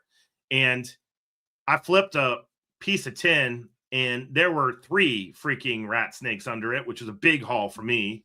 So I caught them all, and I was just going to take pictures. I wasn't going to take them. Then I flipped another piece of tin. There was another rat snake. Then I walked to the other side of the barn and flipped a tin. There were 2 more rat snakes. I was like, what the hell is going on? Like, they're all like big, 5-6 foot rats. These are not little guys. And so I have all of them. They're biting me, musking me, and everything. And as I'm walking out to my car, there's the farmer with a shotgun. I've had guns pulled on me 3 times while herping. This was the first time. He didn't have it aimed at me, but he was holding it convincingly. So, and he goes, "You gonna put them back?" I was like, what? He's like, "You can put those back. I've been paying the local kids $5 a snake to get them in my barn." And so I was like, "Yeah, I'll put them back." And I just literally boom, dropped them all right then and there. And so then he relaxed. And I was like, "I like snakes. I'm not used to meeting people like you." And he's like, "I don't like them, but I like what they do to my grain bill." So he had horses, and his barn got infested with rats. Somebody told him put rat snakes in there. And so he just was hot. Like, he was giving the kids $5 a snake. And so there are farmers like that, but at the agro-industrial level, right. I don't see it ever happening, unfortunately. No. And yeah, I'm going to try not to go total green here, but I'm not the biggest fan of that. So, yeah, same. Anyway. I agree. I think that I would love it to happen. You know what I mean? I would love that if we could go with a more natural way like that. But I think you're spot on that once you start getting at, on a large scale, the profits are just too big. I mean, there's too much money to lose from damaged crops. And it's the rodents, it's not so much them eating crops. It's more of them contaminating the grain bins, crops that have been harvested, and what they can really do. Because, I mean, once, feces, urine, all that in there. So and it also, the other flip to it would be, it would take years for that balance to occur. Oh, yeah. Meaning, if there's already a rodent problem, then it would take years for there to be enough snakes in the vicinity to actually knock it down. That's just the way that the kind of food supply works. So it's no company I really see is going to wait on that, but you will find, to your point, kind of small scale local farmers that are going to do it because, it works for them. So there we go. Okay. Next. Oh, do we have Max? What happened to Max? There he is. Oh, okay, he's still here. Is there a species you absolutely will never try to keep again? We're going the other way. What happened? Do you think they'll ever be suited for herpetoculture if they aren't already? Oh, man. Okay. I got to think about this one a little bit, but I know there's an answer. You know, it's funny. I joke about Volante being the bane of my existence all the time. And, you know, that, Volante come here to die. But I actually have got a bunch of baby Volante back there right now. They've been doing fantastic, the whole time. So I can't really say those. Gosh. I can answer it while you're thinking. Do it, please, because it'll take me a minute. I don't think I'm going down the Asian rat snake path again. Which is hysterical, given that that's a large portion of Mr. Bartley's collection. Mm-hmm. The beauty snakes got, for me, they got flipping enormous. I was like, Jesus God. Like, I will never forget Colin saying, I think that snake's over 10 feet long. And me being like, oh, no, it isn't. And then we measured it, and it was like 11 and a half feet long. Like, it was a blue beauty male that I had. Mm-hmm. They just didn't do well here. So I would say for me, in this house, I'll put that qualification there, because when I retire, we're leaving West Virginia, we think, and that might change the game a little bit. But at least here, for me, it's Asian rat snakes, and it was just because they did okay. And they were expensive, and I was just kind of like, yeah, I think I'm done. Because I also said that I wasn't going to do pits again. Now I'm elbow deep in pits. So Lord knows I could, but for me, it's probably those. Now, there are some Asian rats I will do again. The bamboo rat snakes, I've been keeping my eye open on those guys because they stay smaller. Mm-hmm. And I kind of like that. But no. And then the freaking Gonosoma, what are the green bush rat snakes? I got that pair off of Kayla, and they were just like, and now I die. And then I send them back to California, and the one crashed on her, and the other one's doing great. So yeah, I have no clue what the hell there was with that. I love them. I think they're cool as hell, but I don't want to feel pain again. So I'm not going to do that. So that's it for me. So I guess first off, I have to say this, because something I preach, here. If Corey's still in, she will tell you, because I've said it to her multiple times, and I tell them to cut the words never and always out of their vocabulary, because they don't exist. You don't always do something, and you can say, I will never do it, and no, you can't swear to that. So I don't want to say that I will never do this, but especially because I will say it like this. I highly doubt, there's Corey, he tells me this at least once a week. So I mean that. I don't see myself ever personally keeping these again, just as, for me, but I can't swear that there would never be one on display at Metazotics. Okay. So I'll premise it with this: Burmese pythons. Really? It's not like I don't hate them. It's nothing like that. But I just think, for them and retics, because I think they're beautiful, especially retics and the morphs retics coming. Mm-hmm. They're beautiful, but I'm just not interested in having that big of a snake to deal with. I don't have anything to prove, so there's no ego attachment to it. And I feel they're more hassle than what they need to be, so now, would they have a place as far as a large display animal at the shop? Yes. I can see that potentially one day, but personally, I'd probably never keep one. Like, I've never had a retic. And I'm not saying it because not putting anybody down who keeps them, anything like that. No, I don't mean that. I've had a couple berms here and there that I acquired because of the reason most people get berms, and that's someone no longer wanted them, you know what I mean? Yeah. Or that kind of thing. So that's the only reason I ever had them. And I just don't have an interest really in having anything that large, I guess.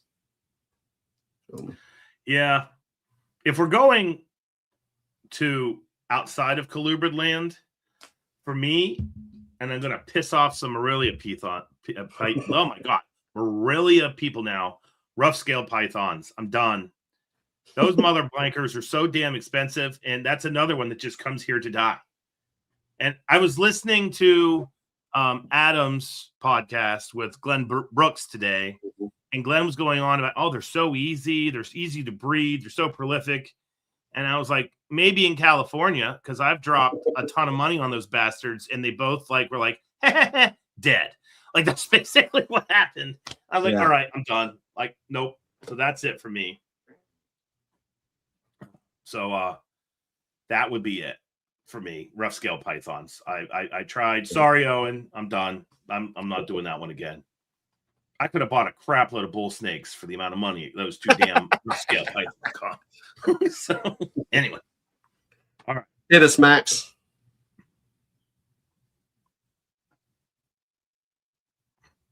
I'm Mariah. This is my current grad student. This is the young lady that puts our thumbnails together. That is correct. That's right. So every thumbnail you see is because of Mariah. Thank you, Mariah. And very sweet. I met her several times at Colubri Fest, and they were somewhere else, I believe. What opportunities helped you on your own professional or artistic path? Okay. You want me to start on this one? Yes. Okay. Go for it. All right, I'll take this one. And I would say, because there have been a lot, really, of opportunities I've been blessed with, throughout the years that have led me to where we're at now. I mean, the first would be having the opportunity to experience so many in-depth facets of business, with the company that I worked with previously. Being exposed, because that's one thing I will flat out say that company was great at doing, was developing leaders. And not just the company, but specifically the mentor that I had. Doug, I've talked about him on this show many times. I was just thinking about him on the ride here, because there's something I'm looking at doing, and I'm like, I may want to just reach out and see what his thoughts are on this. But the opportunity to have that development and the freedom to experiment with the knowledge, you know what I mean? To make mistakes with it, to be given the freedom to make those mistakes, but also the freedom to take my own thoughts and ideas and see them flourish, because that helped build the confidence in taking certain risks, and really helped me understand what I'm good at and what I'm not, in that process. So having that opportunity was huge. There's no doubt about it. Having COVID happen in our lifetime, because that particular year certainly catapulted Metazotics to be able to be a thing, because of what happened there. And then I could go back and really hammer things, along that path. But even now with Metazotics, the opportunities the doors that have been opened with relationships built, this podcast being one of them. I mean, this was a huge opportunity for Metazotics as a fledgling company, you know what I mean? Just being brand new, and really helping us put our name, across the country, and the relationships that have been built because of Metazotics' growth and CCR's popularity going hand in hand. The people that we've now met, connected with, and have such, when I talk about relationships, I mean just great relationships, and what these people have been willing to do, assist, and help Metazotics grow or come on board with CCR. And I mean, just the great things that have happened. So for me, yes, there have been many, many opportunities. And then the final piece I will say is I've had the opportunity to work not just with these relationships, but the team that we have here of such dynamite individuals who every person here is here because they want to be. Yep. And How many times can you really say that about everyone you work with? That everyone is there because they want to be there. This is where their passion is. And, it's the work's hard. It can be stressful. We can be like, oh God, don't want to do that today, but we got to. But everybody's here because they want to be. And that's an opportunity that I don't think very many people get to experience. And that certainly helped Metazotics with where we are today and where we continue to go. There's no doubt about it.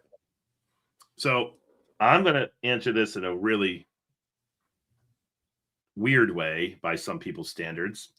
And it's very specific to me. So I'm not going down the West Liberty route or anything like that. So I talked about my inability to do math. My inability to do math has been with me since I was 10. I am 47 years old. So when you go into sciences, you got to do a lot of math. You got to take a lot of classes that have math in it. And when you can't do math and you take something like a math test, you have a tendency to fail the math test. And I didn't realize it when I was in college. I didn't realize it when I was in high school. But I would say that, ironically, one of the opportunities that's made it so that I could get to where I am today is my ability to fail well.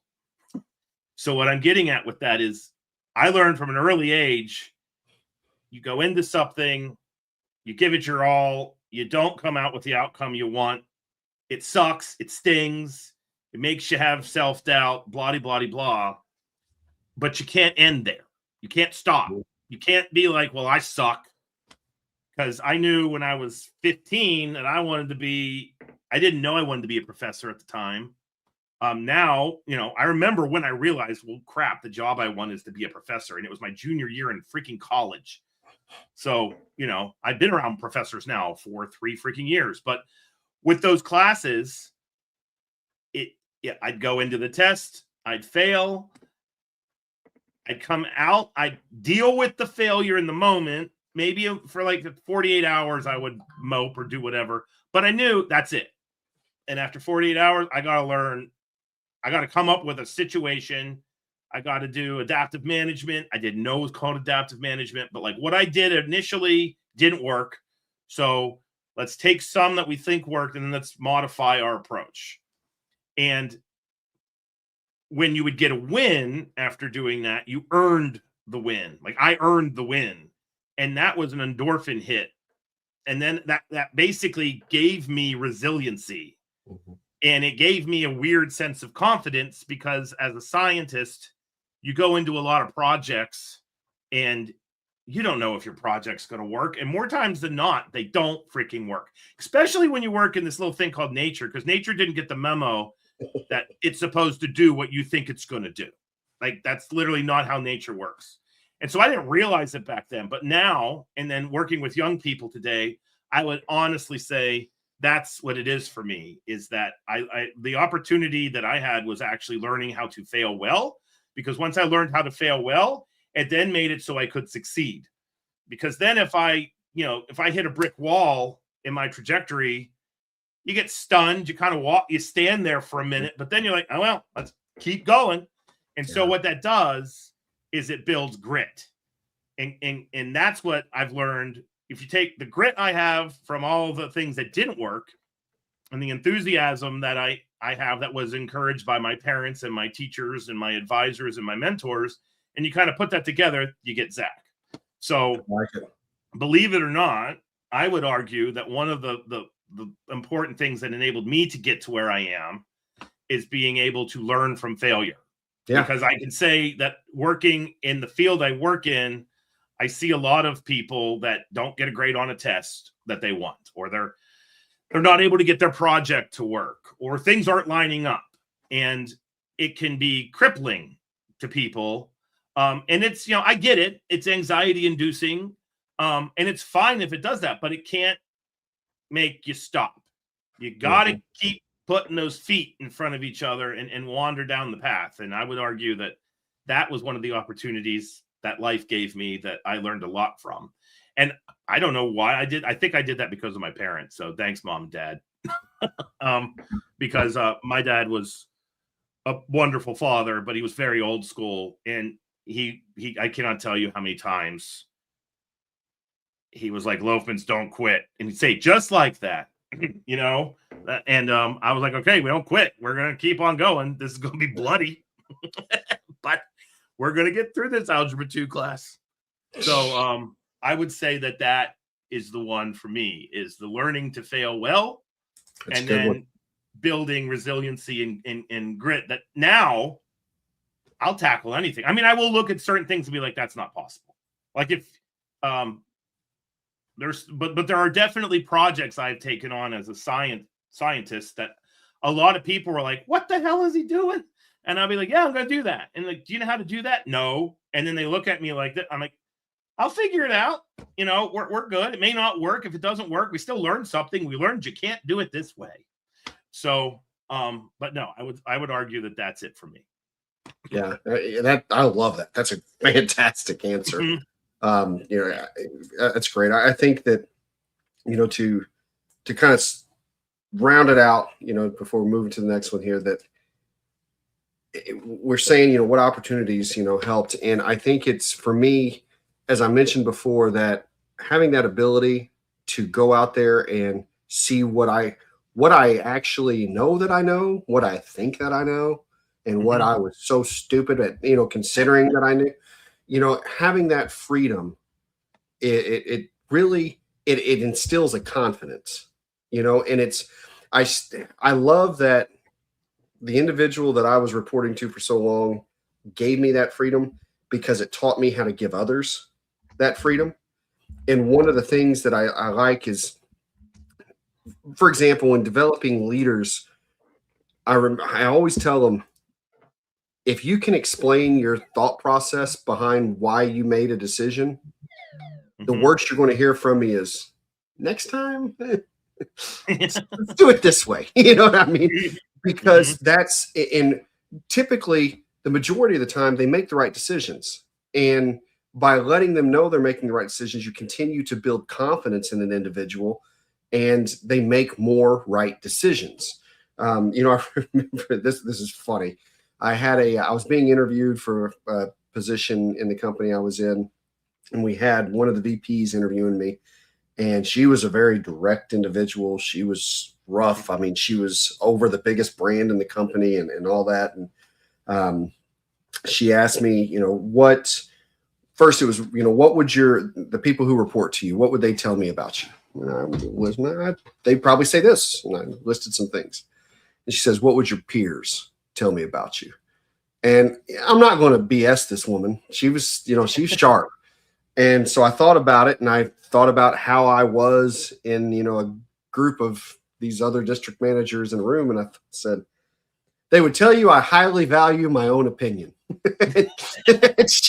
And she says, so you think you're right most of the time? And I go, yes. And she goes, and it's because you usually are, isn't it? And she said it not as a, you know, kind of gotcha question or whatever, because in that moment I could see she knew exactly where I was coming from. And it was meaning I trust my judgment, and she knew that that's what I meant, because that's how she was. She trusts her judgment because she makes more right decisions than wrong decisions. And the only way you can ever build that confidence is by having the freedom to make the decisions. Yeah. You know, and so that having that opportunity definitely has created who you see now. So good. Yeah, no, wholeheartedly. All right. I think we did it. I think we did. All right. Okay. These are fun. I like these. Yeah, I like these episodes are always fun. Especially, I want to thank everybody who's in the chat, because I know that several of the questions that popped out tonight were from the chat. And so, I mean, that's always a good time. Obviously, there'll be more episodes like this throughout the year. So please, by all means, whenever we request questions, shoot them in, because these are interesting, especially when we never know what's coming. So, and if we didn't use the question, it could potentially show up as a short topic in Patreon. So consider becoming a Patreon member. Got it. There we go. All right. Where can people find you? Please check out everything that we have available on Metazotics.com and use coupon code CCRadio at checkout to save yourself 5%. I'm going to go on a little bit of a curve here because normally I don't say anything extra at the end, but I will say, individuals, if you are a quality breeder, because I only work with quality, I am looking to continue to expand who I purchase wholesale animals from. I'm looking to diversify some of the different kinds of animals that we bring in. So if that's something that you would like to chat with me about, please reach out.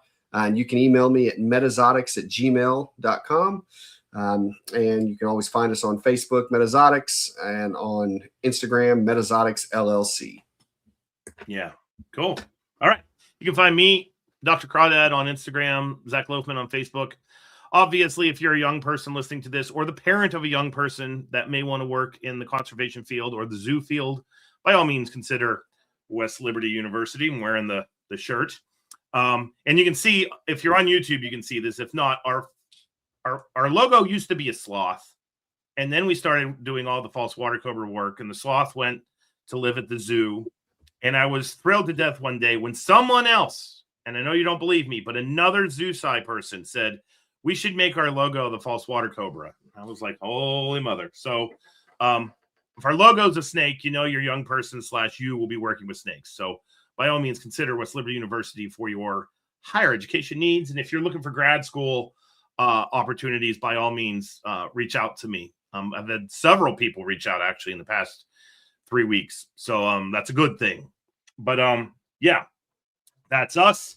We're also proud to be members of the Morelia Python Radio Network. So Eric, keep doing the Lord's work. And a lot of potential new coming for the network that I want to talk about. So that is something to keep your eyes peeled for. So be it afternoon, evening, morning, or night, whatever time of day it is, have a good one. And we will see you on the next episode of Colubrid and Colubroid Radio.